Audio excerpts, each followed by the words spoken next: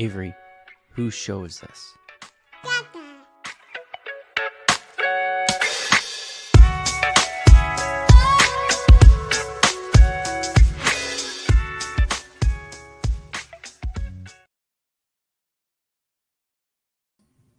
And we're live. Welcome everybody here to the Lakers Lounge podcast. I'm Anthony Irwin, Senior Lakers Insider for Clutch Points. And today in the show, we are going to be talking about starters.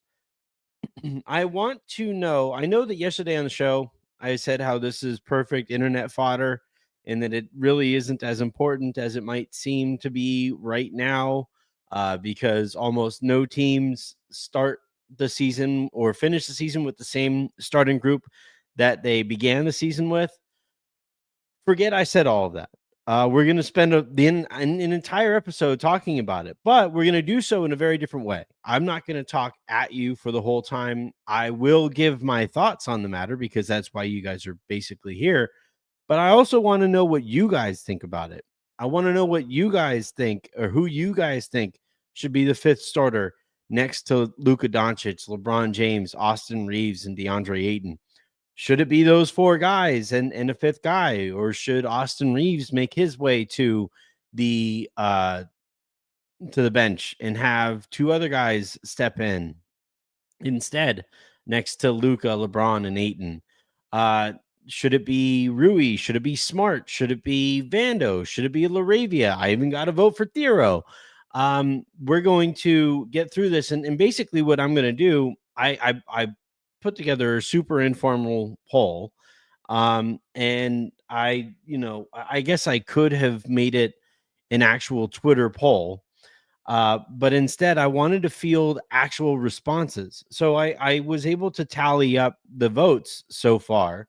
And there are now more votes than when I even started talking, let alone when I stopped tallying. But as of when I stopped counting these votes and these responses, I'll give out those poll results and I'll explain kind of where that's coming from.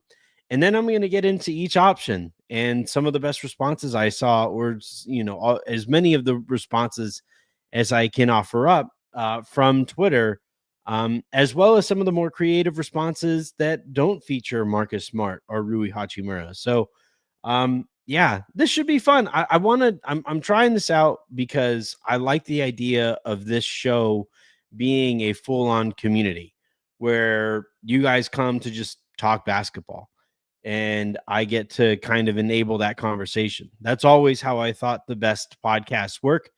And I think this is an opportunity to kind of enhance those efforts. And we'll see how this goes. So if this goes well and we have other topics or subjects that feature such a wide range of responses, then we'll try this again at those ones. So also, by the way, while I'm recording, you guys can obviously give your thoughts on the matter. Who do you think should be the fifth starter? And then also, obviously, as we do with every episode, if you guys have any comments or especially super comments by the end of the episode, I will jump back in and answer those at the end of this stream as well. So should be a fun conversation. After this, I'm sure nobody ever will ask about this subject matter ever again. So we won't have to cover it ever again. Harrison isn't here, so that we can't call this a definitive conversation on the matter. But we're going to come as close to that as we possibly can. So let's go ahead and jump on in. A quick reminder, please do hit that subscribe button if you guys are tuned in here on YouTube. If you guys are on Twitter, head on over to youtube.com/@LakersLounge to find the show there. Then if you guys are listening to the show via podcast in the morning, please hit subscribe wherever it is that you get your podcast, preferably on Odyssey. As you know, I am a company man. We'll start with the poll results. Super scientific note keeping here. So leading the way was Marcus Smart. He had 13 votes by the time I had stopped counting and I started prepping the show. After him, you have Rui Hachimura with 6 votes, which seemed kind of low, but here we are. Rui had 6 votes. Vando was actually pretty close to Rui with 4 votes. That one kind of surprised me. And then we had 2 votes for Austin coming off of the bench. We had 1 vote for Jake LaRavia. We had 1 vote for Adu Thero. We had another interesting vote here. I'm going to come back to this one in particular, but somebody making the case for a more variable starting group. And then my personal favorite was Giannis. Somebody said that Giannis should be the 5th starter. And you know what? I agree. We'll start with the leading vote getter, and I will make my case for Marcus Smart. Also, as a quick aside, it's kind of nice that we can have this conversation. And I don't think there's like between Smart and Rui, I don't think there's a bad answer here.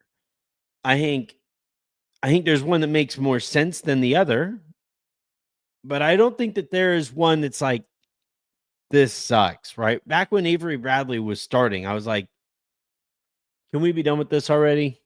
Can we just play Alex Caruso? He's already better than him. And eventually it was like Rajon Rondo instead of Caruso and stuff. And Rondo made, I guess, a little bit more sense, but it was still kind of frustrating over the course of that season to sit there and like game in, game out. You would see that group, they would play pretty well. But as I recall, Alex Caruso would come in and his on-off numbers were off the charts.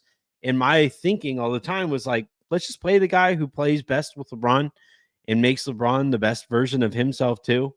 And eventually, when it came time to win the NBA Finals, they started Alex Caruso and eventually built a 40-point lead on the Miami Heat in a finals clinching game. And that pretty much sealed that debate forever. In this case, like if you start Rui, I do think that it's a little clunky defensively. I don't think it's the best for Austin Reaves, but I can kind of see it. And we'll talk more about the Rui option here specifically in a second. To me, the one that makes the most sense, though, is the one that got the most votes. Marcus Smart starting next to Luka, next to Austin. So that's your like de facto backcourt is those guys. You move LeBron down to power forward where he can guard that type of player more easily. If the team that you're playing has a small forward that is kind of their initiator, their primary initiator, you stick Smart on him. If your opponent's primary offensive initiator is the point guard, then you stick Smart on him and you see how well that goes. If you're playing a team like the Cleveland Cavaliers, where you have like multiple guys up front, you're going to be a little clunky there because, you're going to have, I guess, Austin on like a Darius Garland. And maybe in that case, it makes more sense to go with the variable option here. But to me, you bring that defensive grit, you bring that defensive identity. You have somebody there who can disrupt the other team's defense offense, and make sure that they don't get off to a nice clean start. And then also he has some creative chops of his own where you now have, like, I think I was listening to Jovan and Kranjus talk about this, and I forget which of the two of them made this point. I think it was Kranjus said that might be the most creative lineup ever. And I was thinking about it. That's an insane thing to say. But if you just talk about 1 through 4 guys being able to create for others, let alone for Ayton, like LeBron, the greatest creator in the history of the sport, in my opinion. You have Luka, who is in that conversation as well. You have Austin, who I think would be a starting point guard for almost every team in the NBA if he was made available. And then you have Marcus Smart, who has played most of his basketball career as like a combo guard who, part of his job is also to create. and that's your four guys there who get to dice up the defense and put it into compromised situations. With DeAndre Ayton as kind of the finisher there, sign me up for that offensively. And then defensively, you have Austin as a secondary defender. I think he looks a lot better in that role. And one thing that I've talked about a ton is how good of a rebounding team the Lakers will be when Luka, LeBron, and Ayton are out there together. Ayton has averaged double-digit rebounds his entire career. LeBron is one of the better rebounders. I mean, he's one of the better everythings in the history of the NBA. But by his position, he's one of the better rebounders as well. Luka is very good at rebound with as it pertains to rebound percentage too. Smart, not a very good rebounder, but he is physical. So I kind of feel like if you just tell him, hey, whoever you're guarding, just make sure that guy doesn't factor into these rebounding situations. That's all we can ask. I think he can very easily do that. And then Austin isn't the best rebounder. He's not strong enough to factor into that part of the game. But with those three guys in Ayton, LeBron, and Luka, I think the Lakers are going to be a very good rebounding team.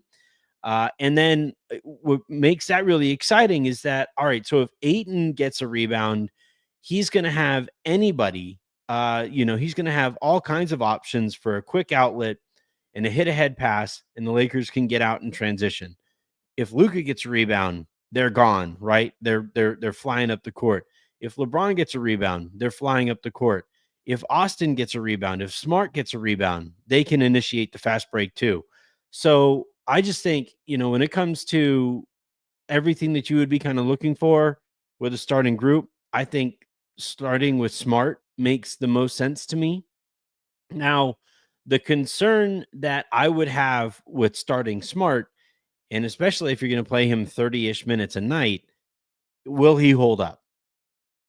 Does it make more sense to have Smart come off of the bench, lower his minutes total, and try to get him to playoff basketball? He hasn't been very healthy the last couple of years.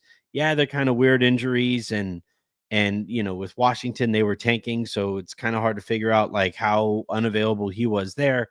But end of the day, that is a concern with Smart until it's proven otherwise. And so does it make sense to bring Smart off of the bench, maybe start Rui, maybe start somebody else? We'll talk about those other options in a second. But that's kind of the only downside that I can think of with starting Smart is, does this put him at risk of not being available when you definitely need him, when you need him a lot more by the end of the season? But yeah, let's dive into some of your guys' Marcus Smart related replies. All right, so I'm just going to go in the order that they're listed here. At you vibes Smart, why do we have to wait like last season for losses and obvious issues to come up before swapping him for Rui? The fit and need is undeniable. There's no time for giving games away. Rui starting will never work during the playoffs. So start now with Smart. Also of note, his spot up points per possession last season was actually one of the better numbers in the league, on par with Hield and others. He gets incredible catch and shoot opportunities. He has one of the stronger numbers there. What brings his percentage down is the off the dribble threes. And like when you compare the efficacy of his shooting to the opportunities that he has, that's why he's not like a Buddy Hield, and he's not, Klay Thompson or some of these other incredible, fire alarm shooters. So, yeah, I get what we're doing there with the points per possession on those opportunities. And if you want to say that number is all that matters, then okay. But, I just don't think he's going to be one of those shooters that the ball rotates out to, and I'm going to be thinking, all right, that's a bucket, and be surprised when it isn't. That's what makes, to me, a Buddy Hield is that you see Buddy open, or even like a crack, of a half of a second that he's open, and you're like, okay, yeah, that's probably a bucket. And then if he misses it, you're like, huh, that's a little weird. That's not quite who Smart will be. And look, like the reason that you're starting him is for the defense. So if you're able to get, the type of defense that I think he is still capable of playing, then all he needs to do is be the kind of shooter that keeps defenses at least somewhat, honest while LeBron, while Luka, while Austin have the ball. I honestly think of the guys that need to be like your knockdown catch and shoot threats. Austin needs to be that this season. That's honestly the thing I've been thinking about the most as it pertains to Austin. But yeah, let's continue on here. I'll look at the YouTube comments to see if you guys have any thoughts on Smart. Nope, not yet. So let's see. We'll have another one at J Fade. It has to be Marcus Smart, can score and shoot better than Vando. Not bad if he's your fourth playmaker on the court if the ball is swung to him. Yeah, I love the damage that the Lakers will be able to do in swing positions or possessions. If Vando could actually make layups, it would be him. I think in the year it's actually a do, though no matter what happens. You guys are a little higher on Thero than I am. I see it. I get it. And everybody overrates the player that their team just drafted. But yeah, Thero is probably like we're going to be talking about Thero like he's a year away from being a year away. Another one here, Smart from at Pretzel 0407. Smart, they desperately need a point of attack defender. Austin, LeBron, Luka, and Ayton is plenty of spacing and shot creation, close out attacking, and PNR options. And Smart's one of those guys too. Like if the ball rotates over to him and the defense is compromised, Smart's probably going to make the right play. So yeah, look, we're gonna go through this, and I'm gonna give Rui his proper shine here, and I'm gonna really take him into real consideration for this role. But don't sleep on what Smart will be able to do as a ball handler, against a compromised defense, and that's basically all he's going to be facing. The other nice thing with Smart is he makes it so that like what teams were basically doing with Austin last year was they were putting their best long rangy athlete on him and applying pressure to him everywhere he had the ball. And I think that eventually kind of wore him down a little bit. The nice thing with Smart is if he's on the court and Austin is being kind of nagged, you can just pass the ball over to Smart and you initiate your offense a little bit sooner. You keep Austin a little fresher. And you can't have it basically makes it so that the other team can't just pick on Austin defensively, which was a thing that I think, everybody talks about Austin getting picked on defensively in the playoffs.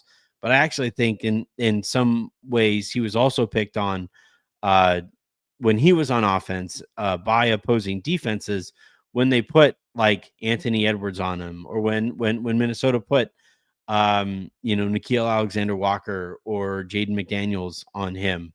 The point there was to make it so that it completely gummed up the entire offense because Austin did a lot of initiating. And if you have Smart out there with him, that alleviates that pressure quite a bit.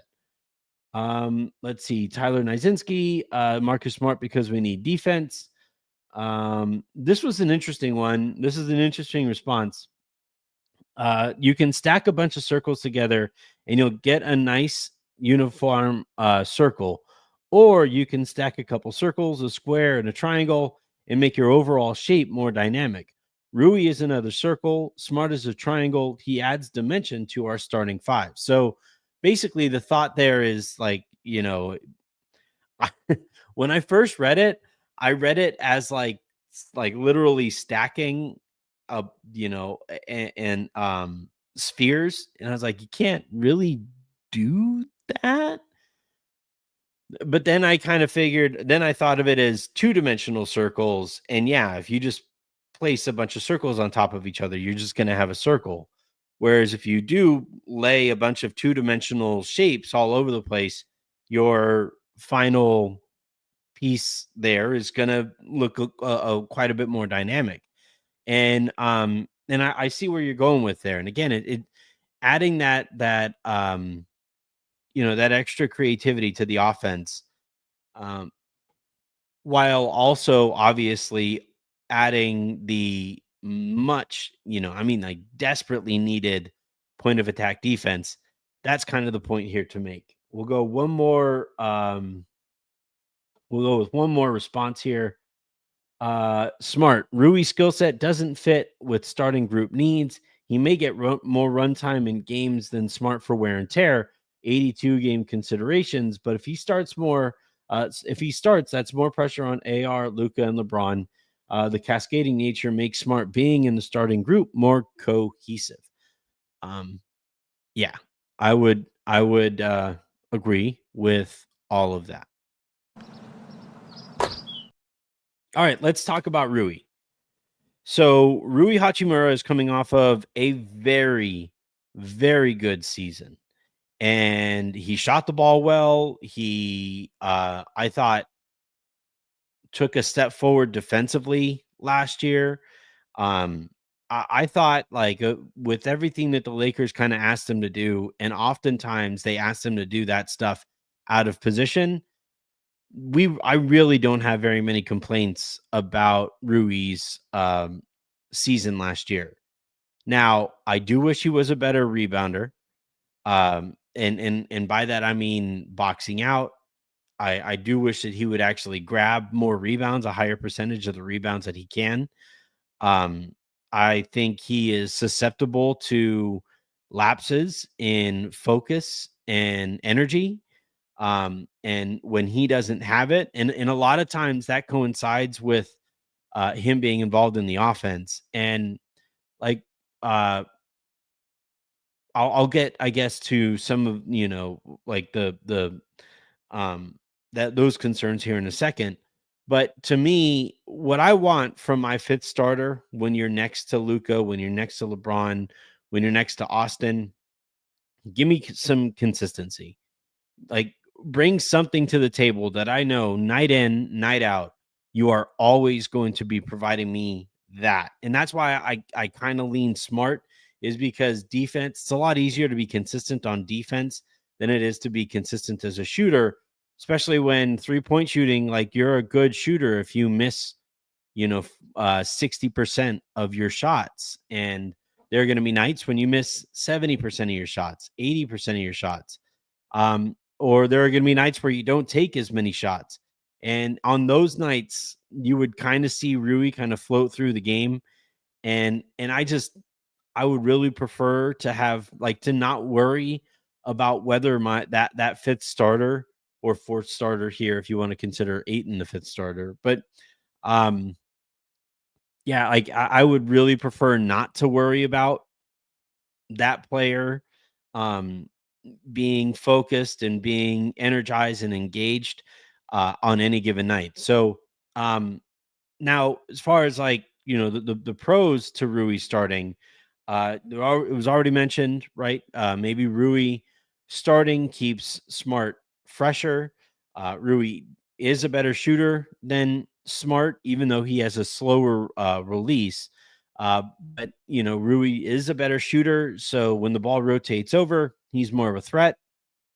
I haven't listened to the show yet, but I saw the LFR guys were talking about it on their show in today's episode, and they kind of talked. I think the name of the episode is "Nowhere to Hide," and yeah, essentially, like, if you start Rui, that means that the opposing team, there is nowhere to put a Steph Curry.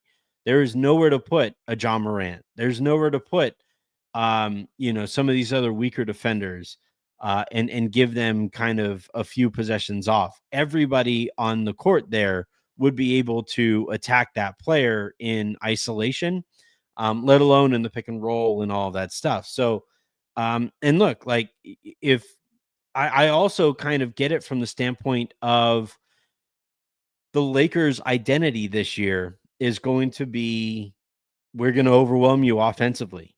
And if that's going to be your identity, then you may as well start with your 5 most talented offensive players, and hope to overwhelm teams that way. So, like I said at the beginning of the show, if you're like, this isn't a matter of it's between Marcus Smart and Maxwell Lewis. Like, this isn't a matter of years past where it was like, all right, you're going to start. Oh man, I remember this one. When Byron still coached, and the Lakers were trying to tank, they had Jordan Clarkson on their team as a rookie. And I was like, you know what? You're going to tank anyway. You may as well just start Clarkson. And your other alternative here is Ronnie Price. I think it was like the last or second to last season that he ever played in the NBA. And it was like, just given the context that season was being played, just start that guy. And I'm not saying that like Clarkson was a significantly better player than Ronnie Price. I'm saying that, like, just given the context, he just made so much more sense. And in this season, there isn't like a context in which Marcus Smart makes worlds more sense than Rui Hachimura. That's why we're having this debate in the first place, is because there are so many pluses to either of those guys starting, and neither of those guys are a perfect fit. I wish Smart was a better shooter. I wish Rui had quicker feet and was a little bit smaller and was Andrew Wiggins. Like I there are reasons here to vote either way. And to those who have said anything or made the case for Rui Hachimura, and we'll read some of those cases here in a second. To those who have made those cases, there have been some really solid cases. So let's go ahead and get into those.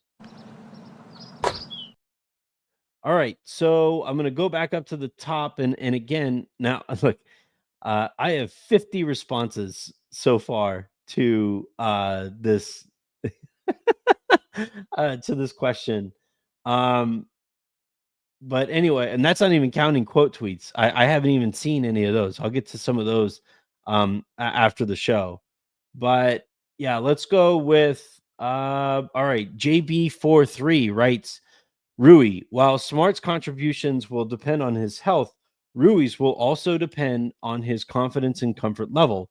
Demoting him as a starter risks a negative impact on his play. That is unlikely to be the case for Smart, who will close games anyway in certain matchups. We have a response here for Dylan Brooks. I'll have to add that to the total here. The next one here is a lot of Ando cases. Crazy. At Brian Fritz writes, and he's a friend of the show, I would start Rui to begin the season because of continuity, and he's earned that spot. I would also evaluate that after 15 to 20 games and make a change then if needed. So let's talk about the continuity angle of this, as well as, again, the schedule that the Lakers are going to have. Let me just see if it's been turned into the actual schedule. Oh shoot, I shouldn't have done that. I'll go back. All right. For the 25-26 season, their regular season schedule opens as follows. They play against Golden State at home. They play against Minnesota at home. Then it lightens up at Sacramento versus Portland, then at Minnesota, at Memphis, at home for Miami, at Portland, and then San Antonio at home. So I would probably say, look, Golden State, I still don't know if they're going to have the Kuminga situation figured out by then. So I would consider that a win. Minnesota, let's say you split the Minnesota games. You win the one at home, then you lose the one in Minnesota. Then you win at Sacramento. You win against Portland at home. You probably win the game at Memphis. You win the one against Miami at home. You win in Portland, and you win against San Antonio. It is really important that the Lakers start their season hot. And the argument for continuity is a good one in that Luka, LeBron, Austin, Rui, those guys have played together. They've looked pretty well together. Maybe you see if they pick back up from there, especially now with a starting center who makes more sense.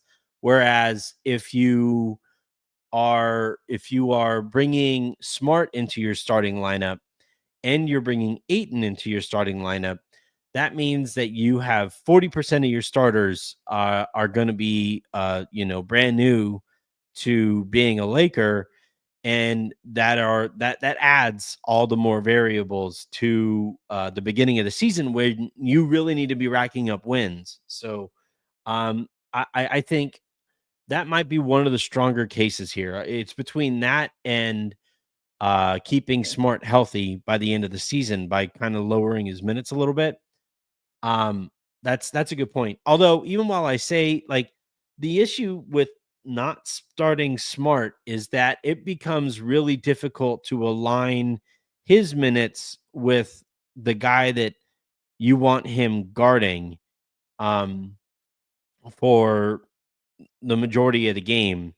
And maybe that's another that kind of goes against the case for starting Rui here. But yeah, I'm just kind of spitballing at that point. But yeah, like, just kind of getting back to the point being made there, continuity is something that the Lakers are going to be working with.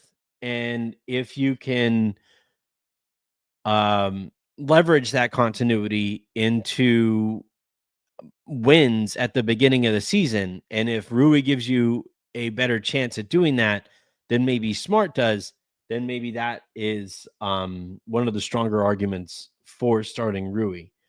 Let's go with the next one here. Send a video 24. The answer is Rui. He was great when he was healthy last year, was consistently our fourth best player, and fills a position of need in our starting lineup. He also didn't do anything to lose his job last year. Well, I would argue that everybody did something to be re-examined in their roles by getting knocked out of the first round. So I don't know if I necessarily agree with that last part. I'm glad that this that Slim is his Twitter name. I'm glad that he is mentioning Rui's health, because remember, Rui tweaked his knee basically like a couple weeks before, or a few weeks before the beginning of the playoffs. And that did, I think, make him look quite a bit different than he did before he got hurt. So it's an important note to make that before things got to before, I guess, Rui went down. That was, I think, when the Lakers were playing their best basketball post Luka trade, was right before Rui got hurt, and I think LeBron tweaked something too, if I remember correctly.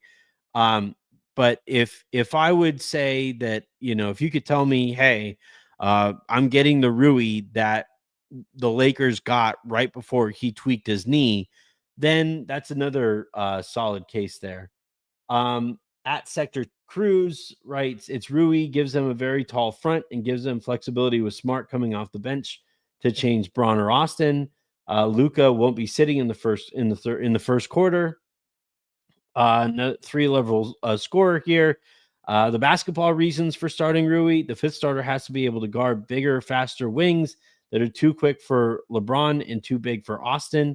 Non-basketball: if LA trades for a good player, Rui's contract will be needed. Better to set his value at starter and not a player coming off of the bench.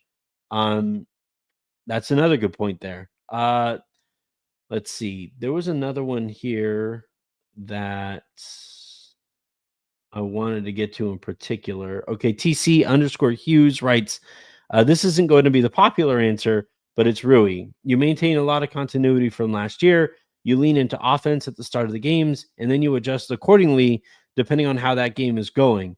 It's not nearly as important as who closes. Now, that I totally agree with. That if you have Rui starting games, but then eventually it's Smart finishing them, then that makes sense. If you need more offense at the end of the game, then maybe Rui makes more sense. There might be games where Smart finishes instead of Austin for whatever reason. Maybe you go small for a couple possessions, and you have Vando out there instead of Ayton. Um, that's what's going to be interesting to watch is not just who starts, but the rotations that follow after it, and specifically which adjustments are made based off of the situation that JJ Redick is presented with, and who does he consider his curveball pitch? Who does he consider, what lineup is his, fastball that he throws far more often than the other pitches? Who's the changeup to completely change swings? That's going to be really interesting to watch, and who he finishes games is probably going to tell us a lot more about how he feels about the team than who starts the games at the beginning of the season. All right, so the guy that we got next, and I'm actually really surprised at how many answers Vando has gotten, but Jared Vanderbilt I think he's actually legitimately rivaling. He's close to the number of votes that Rui has gotten. And look, like there was a wild couple of days there where I thought that maybe Vando made the most sense there for the reason of basically having him hound the other team's best player. And you start with Vando, and then you bring Smart off of the bench, and he takes over as the guy who hounds the other team's best player. And then you kind of alternate from that point forward. It made some sense there. If you're going to put Vando out there, you may as well also have him with a Ayton isn't a floor spacer. He's not like Kleba or anything like that, but he is going to garner the most attention from opposing defenses. That's that much less attention paid to Vando. The other nice thing about Ayton is that he doesn't have to finish at the rim to be effective. So if you have Vando out there and the team just really kind of packs the paint, well, Ayton is really good at those flip shots and mid-range jumpers and stuff like that. And that like 7 to 10 foot range that becomes more accessible if a team just completely packs the paint, if they build the bleeping wall. And then, with Vando out there, you have Austin, who's going to be one of the Lakers' best shooters this season. You have LeBron, who was one of the Lakers' best shooters last season. You have Luka, who I think we all hope bounces back from 3-point range. And, with all of those guys, like there's never a moment with any of those guys that the defense can just comfortably look away from them. So if you're going to have those four guys that generate as much attention as those guys will, then it makes a bunch of sense to have Vando out there in that group where he can benefit from the amount of attention spent elsewhere. Now, we need to see him make layups. We need to see him catch the ball comfortably. We need to see, he needs to be a significantly better offensive player for me to feel good doing this. But yeah, just for the sake of, hey, right from the beginning of the game, Anthony Edwards, Kevin Durant, players like that they're just going to be annoyed. They're going to start the game and they're going to be annoyed. Vando's going to play physically. He might set a physical tone. If he gets into foul trouble, who honestly cares, right? Because you have enough optionality outside of him. I think there is a very legitimate case to starting Vando. My problem is I want to see what kind of player he is before I take that case a little bit more seriously. Let's see what you guys had to say on the matter. All right. So first Vando response comes from at KSHmath247, who writes, I'm prone to starting Vando if he's healthy. He can defend guards or wings. Don't really need him to score. Just be active and give them good energy to start games. LeBron will probably sit early in games, so Rui can come in early and still get quality minutes. Uh, Another reason that I think starting Vando might make some sense here is between Rui and Smart and Vando and LaRavia, who I guess we'll talk about here in a second as well. Um, Between those guys, Vando is going to be the best at creating possessions and ensuring that extra possessions aren't created by the other team. That is becoming the most important stat in the NBA is the number of possession, the possession battle, right? Getting offensive rebounds, stopping the other team from getting their own offensive rebounds, turnovers, and not turning the ball over. Like that is becoming the most effective way to win the math game, or at least start at winning the math game. And Vando, like he doesn't have the ball often enough to be a turnover machine. He can crash the glass like a madman, and does so frequently. And I think that would help that starting group get a couple extra possessions that way. And he plays so physically, and he's such a great athlete that he actually can help you on the defensive glass as well. Now, I don't love that you have two guys in Ayton and Vando, who would need to hit an outlet to kickstart transition, out there on the court at the same time. It kind of takes away the whole like the purpose of those defensive rebounding, that defensive rebounding. But still, like that the case for Vando involving the possession battle is an important note to make.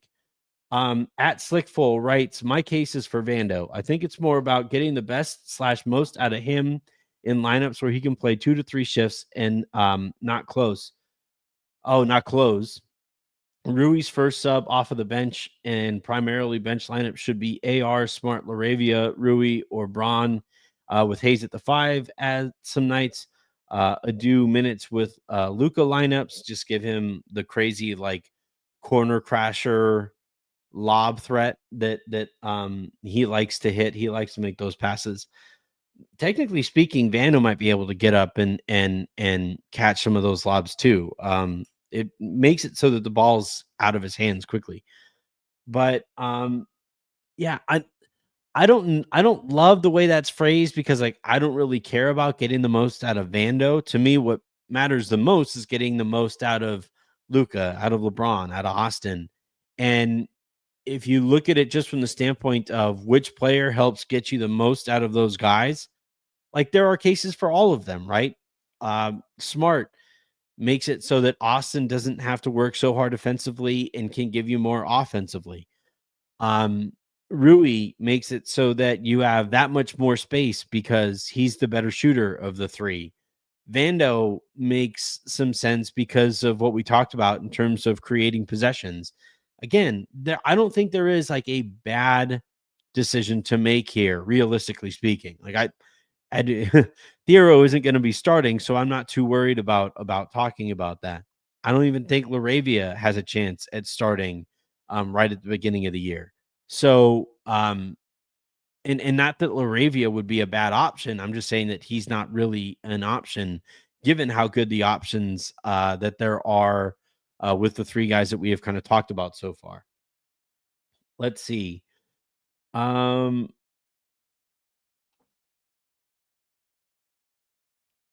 this is a good point to make. The question alone shows that they are one piece away. Yeah, like that could be like your off the board vote, maybe used for Andrew Wiggins. Like I'd be fine with that as a response. Let's see. Slick Rick uh, writes, my vote is for Vando. He offers you the best versatility defensively. He can legit defend 2 through 4 and can take the best assignment every night. He's also bigger than Smart. Despite the shooting, if you can't create a good offense with the other 4 as the centerpieces, you're already doomed. Yeah, I don't know that I would go so far as doomed or whatever, but I just think those 4 guys make it so that you can play Vando and it doesn't hurt as much. But again, like if your identity is going to build on being overwhelming offensively, then you can't quite start games with Vando unless he's playing a really short stint. Then okay, like if Vando is going out there and he plays in bursts so that he could basically play with his turbo button duct tape down, then all right, I'm fine considering it that way. Kind of like the opener role that we're starting to see in Major League Baseball, where you have a guy who goes out there and faces the first three batters, and throws everything at level 11, right? And just hopefully takes care of business there, and then you can hand the ball off to somebody who comes in and eats some innings before you see the top of the other team's order again. So Vando could be basically an opener who goes out there, wreaks havoc for 5 minutes, comes out of the game. Rui goes in, change of pace there, or Smart goes in, and he also wreaks havoc defensively. And then Rui comes in to help alleviate the pressure when offensively, when LeBron subs out or when Reaves subs out. Like I think I'd be fine with, like, I would be interested to see what that rotation would potentially look like. That's actually a really fascinating thought. Is Vando in very short stints? Let's go a little bit more off the board. So a guy that got a couple of votes here was Jake LaRavia. Well, now he has one. At the time of my counting, he has one. I think I think I scrolled past another couple votes for him. Thinking there is, he has a quicker release than Rui. I think the hope is that he is a better shooter than Rui this season.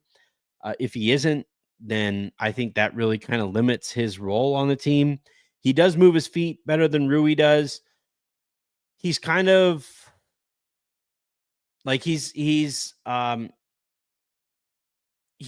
good at, like, just kind of not annoying. LaRavia as a defender is a playmaker, right? And so he picks up steals, picks up deflections, grabs rebounds, stuff like that. He's not exactly steady as a defender when it comes to making rotations and um, make, like, being the backside of the defense there, that he puts you at risk a little bit. He's actually a decent on ball defender. He's very kind of steady and sturdy in that regard. It kind of reminds me a little bit of Austin in his first couple of years, where teams kind of pick on him in isolation, and then they kind of realize, dang it, that's not how we should be attacking this guy. So, I would say, like, I would hope for league average or above league, slightly above league average defense from LaRavia.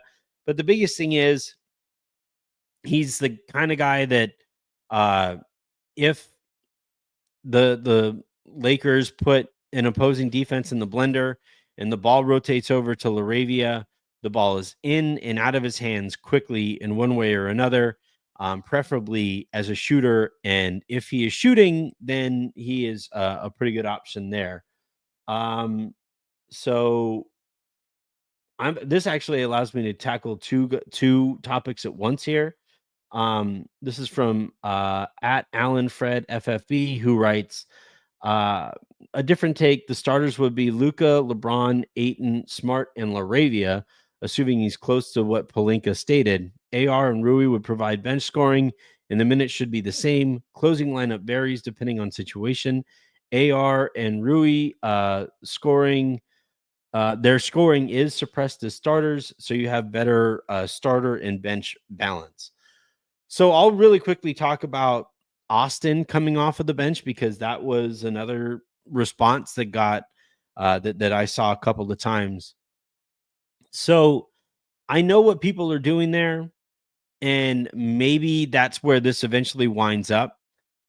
At the beginning of the year, I would put it at like a 99 point, if he's healthy, at a 99.9999999% chance that he is starting alongside Luka Doncic. You have to start there, seeing as he is eventually going to be a $30 million man. And you want to see if he's going to make that amount of money, then he'd better fit really well with Luka. So he has to start.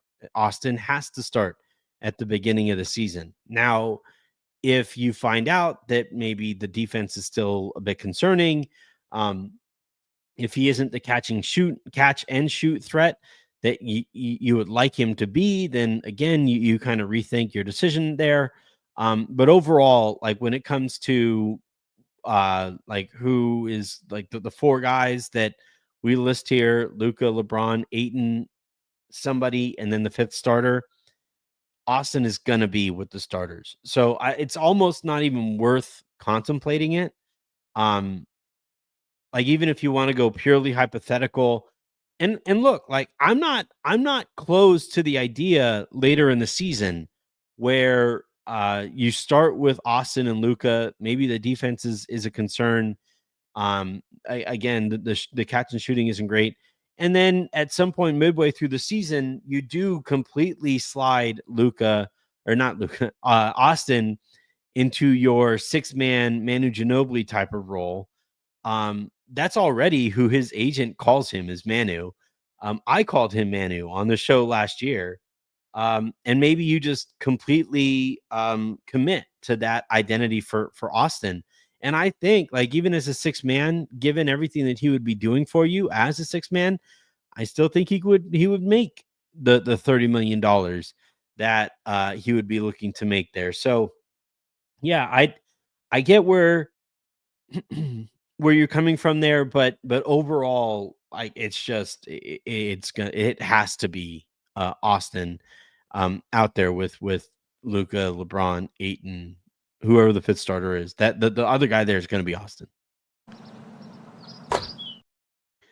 I did get another interesting response here, and I'm going to try to scroll through and find it quickly. But it was a fascinating.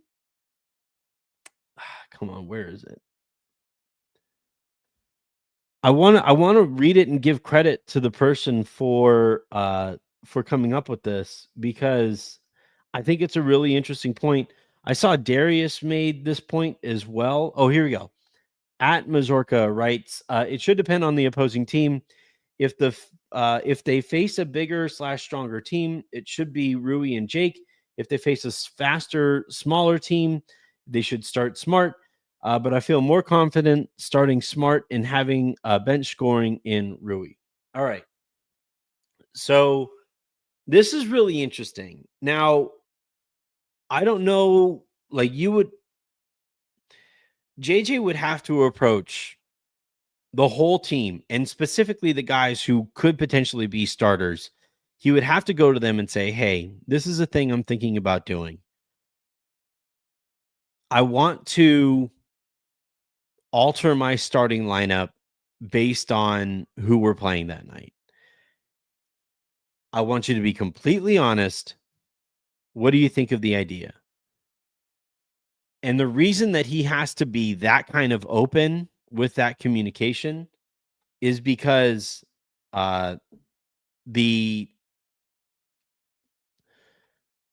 typically, not just typically, all NBA players are by nature creatures of habit. They want to know when they're like, this was what pissed people off with Darvin his second season, was there was no standard rotation. There were no like standard rules. They didn't know what their expectations were when they got into the game, all of that stuff. Like the guys hated playing for Ham in that second season because it was so disorganized. NBA players want to know, when am I starting? Where are my shots coming from? If I'm not starting, when am I going to be going in? Who am I going to be going in for? Like, when do I need my body ready to enter the game? All that stuff. Like it, NBA players are highly habitual people, and it makes sense. You know, you play 82 games over the course of the season. you need some kind of consistency to have a chance at remaining healthy all the way up through to the end of the season. And if it comes down to it, and those guys don't feel like they are getting a consistent look there, that's how you as a and if they don't feel like they have that consistency and there isn't proper communication, that was the other thing that the guys didn't like about Darvin, then that's how you lose the locker room, as Darvin obviously eventually did. So I like the idea of it. I like it a lot more if it was 2K, because you can turn team chemistry off, and roles and how happy or unhappy a player might be, doesn't matter as much. But look, you have, we've talked about this. Austin is in essentially a contract year. Rui is in essentially a contract year. Smart is in a career rebuilding year. Same goes for Ayton. I don't know if I said Rui, but he also is in a contract year. Like, there are so many. LeBron's in a contract year. There are so many guys who are going to be, fighting for their NBA futures and their financial, you know, uh, situations, that it, you really got to communicate these things through. And, if this was a team, like if this was like a Greg Popovich Spurs team back when they had Tim and Manu and Tony Parker, and Popovich, really had that locker room figured out, and those guys were completely bought into everything that Popovich asked them to do, I would be more open to this. But JJ Redick's in his second year. You have a lot of contract years. You have a lot of guys who already did not like that version of starting group handling. So to me, I think I know where you're coming from. I totally understand it. I like it if this was 2K, but this isn't 2K. These are actual human beings that you're working with, and you have to the vibes really, really matter in the NBA. All right, let's go through some of your guys' comments. We do have a super comment in here, which means I get to do this one. And Miles just got in here. Hi, you want water? Okay, you want water. Here, you can have some of mine. Sorry, everybody. Avery left the door open. Here, want some water?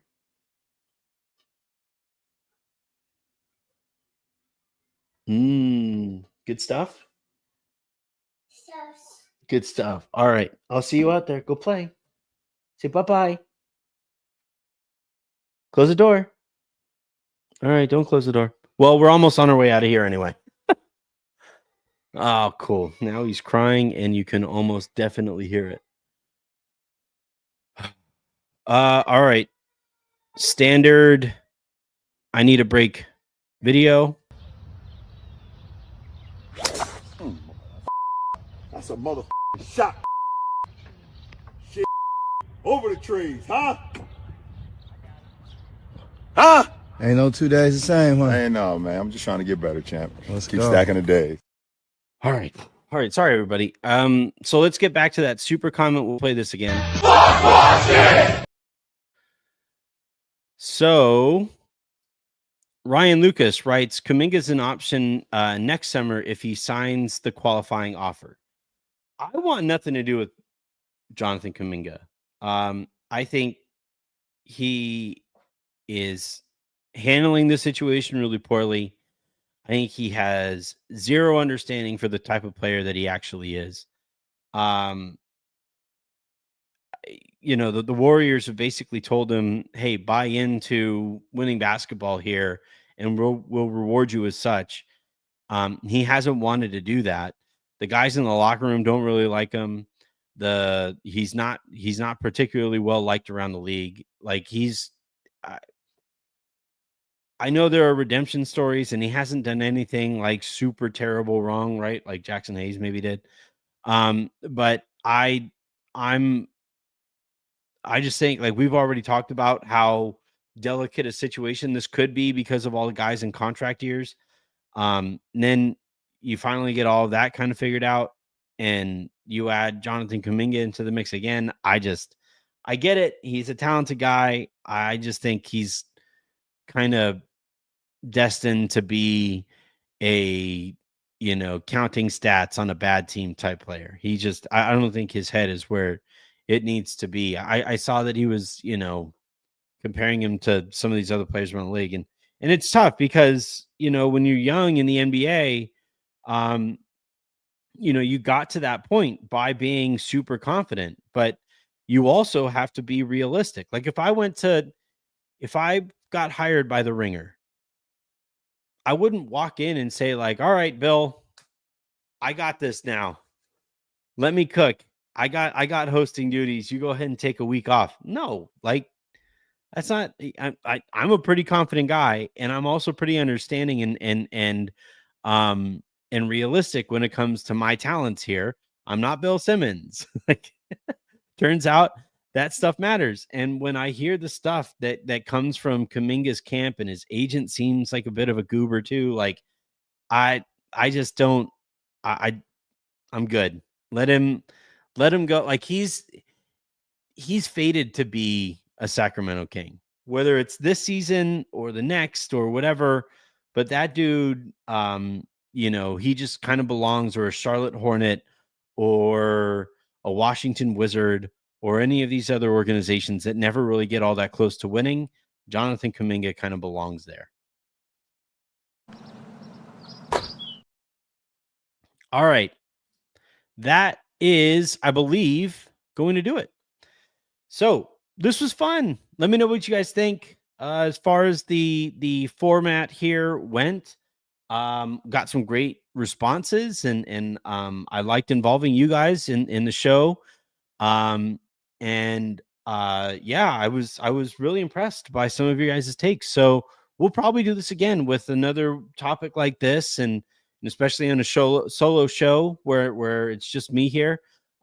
This worked out well. So thank you everybody for tuning in. Thank you everybody for subscribing. If you haven't, fix that, hit that subscribe button, hit that like button, and then tune in tomorrow when we figure out what we're going to be talking about then. Have a great rest of your day. Make somebody else's, and I will talk to you tomorrow.